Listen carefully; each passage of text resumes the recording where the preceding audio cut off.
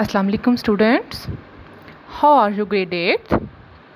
I hope you are doing well at your homes. I am your online teacher for the subject of biology. And now we are going to start our lecture number 16. And as you know that in our previous lecture we have started a new unit, that is biodiversity.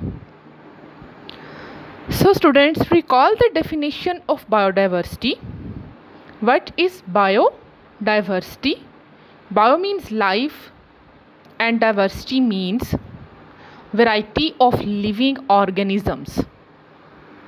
So the biodiversity shows the variety of different types of species of plants and animals that are present in earth. And in this lecture,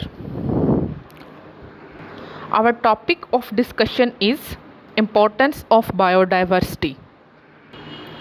So we learned that how biodiversity is important for us and other animals. Biodiversity provides food for humans. Okay, biodiversity जो है वो humans के लिए food provide करती है. ठीक है, बहुत से ऐसे लिविंग ऑर्गेनिजम्स हैं जिनको हम एज ए फूड यूज़ करते हैं. इसके अलावा बहुत से प्लांट्स हैं जिनको हम एज ए मेडिसिन जो हैं वो यूज़ करते हैं. आपने बेटे इस क्वेश्चन को पॉइंट्स की फॉर्म में लर्न करना है. फर्स्ट जो आपका पॉइंट होगा, biodiversity provides food for human. Then आपने सेकेंड लाइन पे नंबर 2 इसका पॉइंट लिखना है, वो है a significant proportion of drugs are derived directly और indirectly from biological sources. Significant proportion mean बहुत ज़्यादा जो ड्रग्स हैं वो हम डिराइव करते हैं डायरेक्टली लिविंग ऑर्गेनिज्म से या इनडायरेक्टली. ठीक है, यानी जो मेडिसिन हम यूज़ करते हैं, जो हम ड्रग्स यूज़ करते हैं, तो उसमें उसको हम डायरेक्टली प्लांट से या हम लिविंग ऑर्गेनिज्म से डिराइव करते हैं. थर्ड बेटे इसका पॉइंट होगा अ wide range of industrial materials. Industrial जो मटेरियल है उसकी जो वाइड रेंज है, जो वाइड वेराइटी है, वो हम डायरेक्टली प्लांट से डिराइव करते हैं. ठीक है बेटे, अब उस इंडस्ट्रियल मटेरियल की एग्जांपल्स क्या क्या हैं, जैसे कि बिल्डिंग मटेरियल्स हैं. ठीक है, जो materials for construction purpose use होता है, जैसे कि वुड आ जाती है, वो हम प्लांट से लेते हैं. फाइबर्स हैं, dyes, different types of dyes, paints, resins, gums, adhesives. Adhesives जो हैं वो चीज़ों को जोड़ने के लिए यूज़ होते हैं. Rubber and oil are derived directly from plants. ठीक है बेटे, आपने देखा होगा कि बहुत से जो प्लांट्स हैं उनके कुछ सीड्स जो हैं उनसे हम ऑयल एक्सट्रैक्ट करते हैं. ठीक है, जैसे मस्टर्ड प्लांट है, हमने अपने लास्ट लेक्चर में भी उसको डिस्कस किया था. उसके जो सीड्स हैं वो हम उनसे ऑयल जो है वो एक्सट्रैक्ट करते हैं. ठीक है, नंबर ऑफ़ प्लांट्स हैं जिनसे हम ऑयल जो है वो एक्सट्रैक्ट करते हैं. तो बेटे आपके फर्स्ट जो आपका पैराग्राफ है उसमें टोटल 4 लाइंस हैं और आपके इसमें 3 पॉइंट्स बनेंगे, जिसमें आपका फर्स्ट था biodiversity provides food for humans. Second जो आपका पॉइंट है, significant proportion of drugs are derived directly और इनडायरेक्टली फ्रॉम बायोलॉजिकल सोर्सेज. जो थर्ड आपका पॉइंट है, a wide range of industrial material are derived directly from plants. अब बेटे second paragraph इसका देखें, biodiversity plays important role in making and maintaining ecosystems. Ecosystems क्या है बेटे, जिसमें हम रह रहे हैं. ठीक है, वो आपका डिफरेंट, जैसे फॉरेस्ट इकोसिस्टम है, वो एक कम्युनिटी जो है वो डेवलप हो जाएगी. इस तरह एक टेरेस्ट्रियल इकोसिस्टम आ जाता है, अर्थ पे रहने वाले जितने ऑर्गेनिजम्स हैं वो उसमें आ जाते हैं.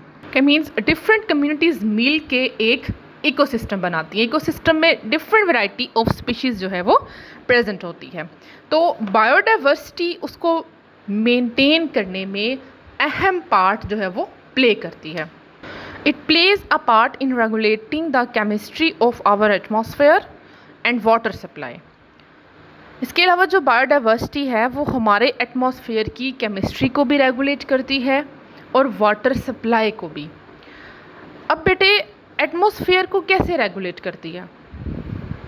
अब देखिए जो प्लांट्स हैं, प्लांट्स में एक्स्ट्रा वाटर जो है वो लीव से रिमूव होता है and that process is called transpiration, and that water which is removed from the leaves of the plant are helps in the formation of clouds that eventually result in rain.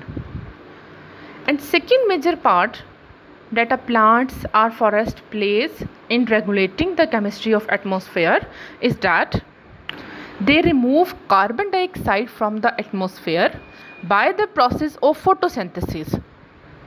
And students, you are well familiar with the definition of photosynthesis.